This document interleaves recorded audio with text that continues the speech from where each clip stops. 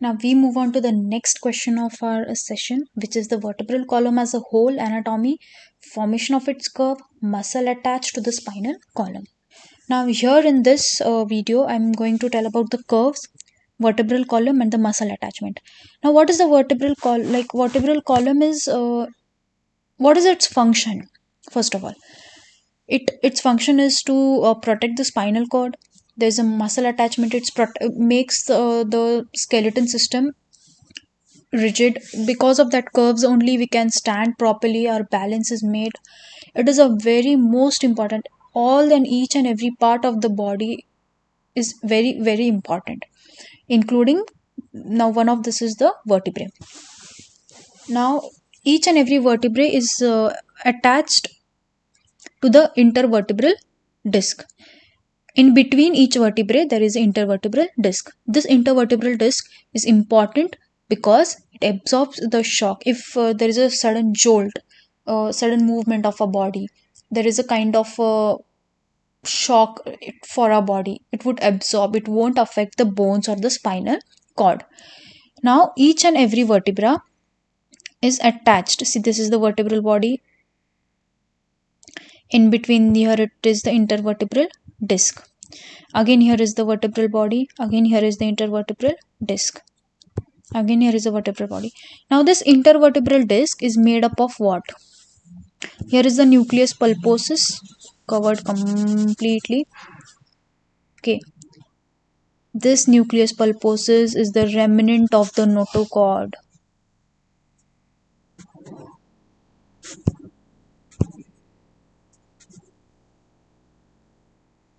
And here are the annulus fibrous rings.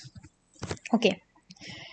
This intervertebral disc is important because if there is a dislocation of this disc, there are very major problems which would create, because from the spinal cord different types of nerves are emerging out, spinal nerves, plexuses and all those things. So if this disc is going to dislocate, then there would be a problem for it. Now here I have shown what I said. There are many things about the vertebral column. I have explained everything in the each vertebrae. See, here also I am showing it to you. See, C1, C2, C3, all the vertebrae are written. This is the C7, C1 to C7. Vertebral prominence is there. Vertebral prominence I have also explained in the cervical vertebrae. This is seen in the C7th vertebrae of the cervical vertebrae, 7th one. Okay, there are typical and atypical different types of vertebrae in every section, which are the extra fitting, like extra points which we should mention. And this is the cervical curvature, which makes a lordosis. Okay, now next is the thoracic vertebrae. 12, there are 12 thoracic vertebrae. This thoracic curves, this thoracic curve make a kyphosis.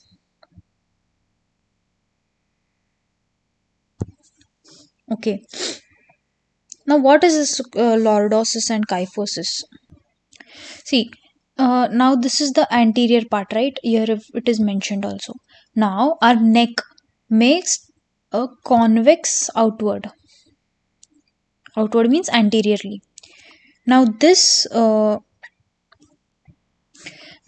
is called lordosis. We can say it another way also. From back side, if it is making a hump from the back, I'm not saying from anteriorly, listen me properly, from the back I'm saying. From the back, if it's making the hump in front like this is called lordosis. Okay. And opposite to it is obviously the kyphosis. Now, see, in this video I'm already telling this is the basic level video which I'm giving the outlier, that how should you prepare or how should be the outcome. It's not going to be for all the videos because I've already posted all the vertebral videos, so I'm giving just outlier for this, and also the main points which I have not explained in that, as if muscles I'm going to tell in this. Okay, the like upcoming videos which I'm going to post, it would be detailed, clear cut. Okay, for this videos I'm going to put the link below the description, in the description box.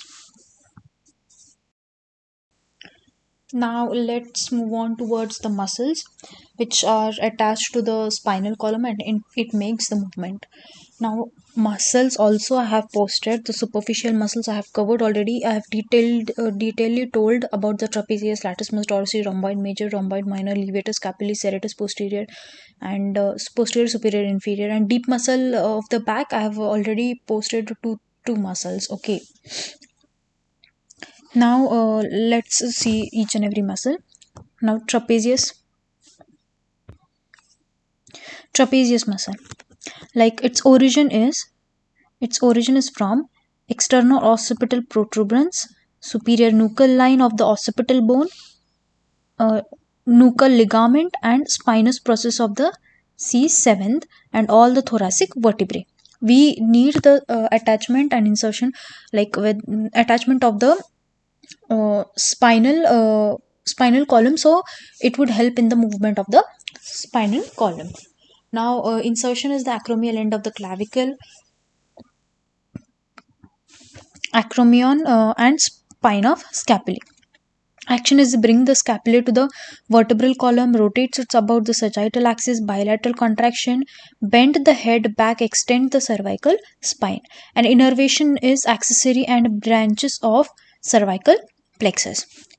Okay, this is the latissimus dorsi. This is the spinous process of the six lower thoracic and all lumbar vertebrae, and external lip of the iliac crest, dorsal surface of the sacrum, and ribs 9 to 12. Insertion is crest of the lesser tubercle of the humerus, and its action is adduction, pronation, and retraction of the arms when the arms are fixed.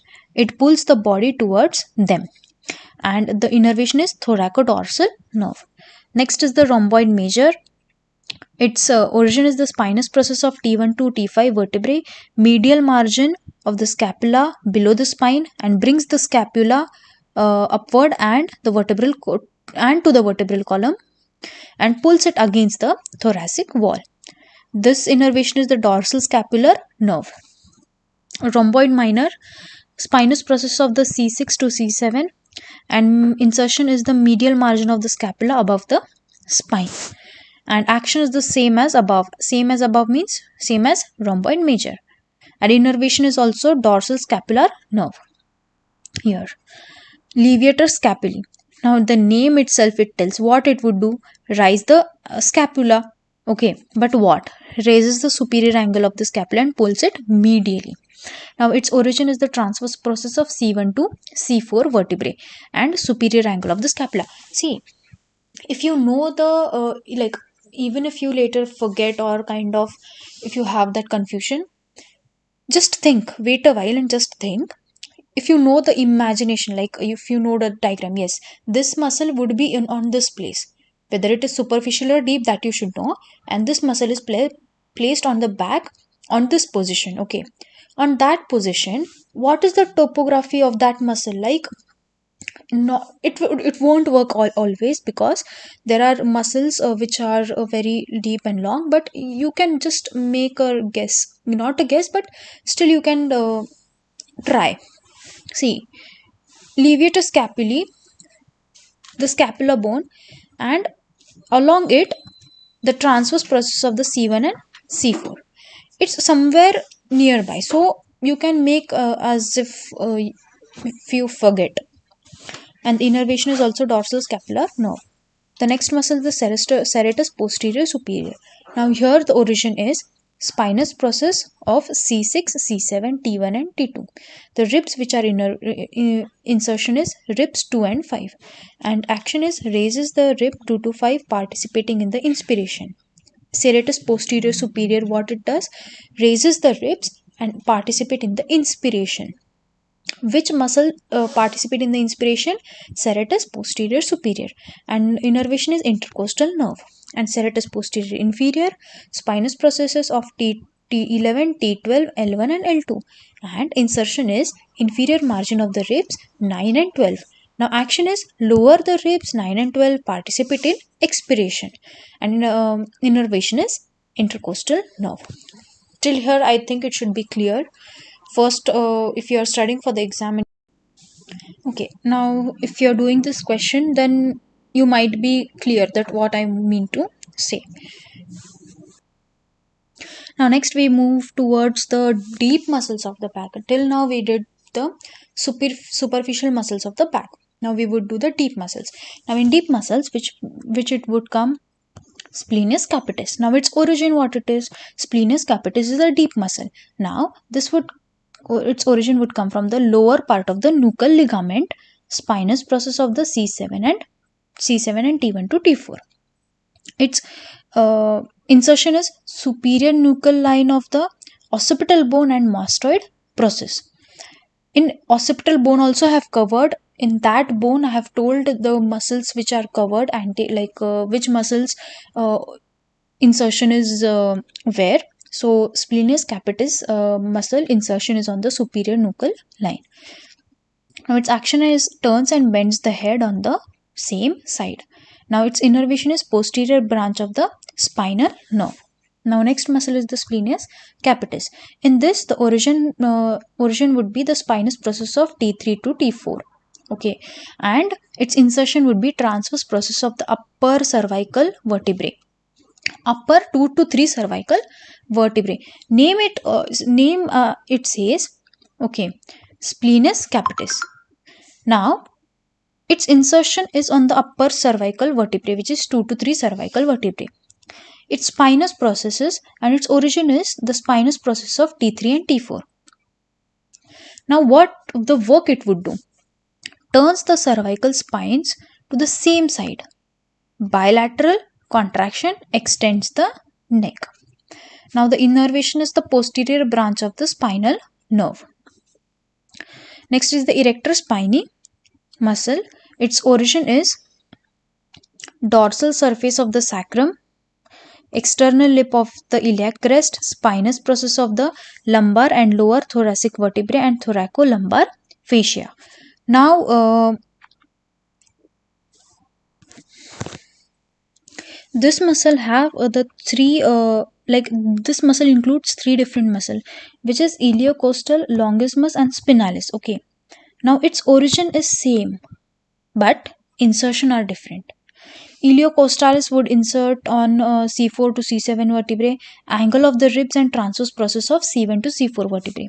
Longissimus, it would move to insert towards the transverse process of the lumbar, thoracic and cervical vertebrae, angle of the ribs 2 to 12 and mastoid process. And spinalis is the spinous process of the thoracic and cervical. Now what does it do? Holds the trunk in the vertical erect position and extends the vertebral column. Now its innervation is posterior branch of spinal nerve. Now next is the transversus spinalis muscle. Now it includes semispinalis, multifidus and rotatus. Now this in origin is transverse process of vertebrae.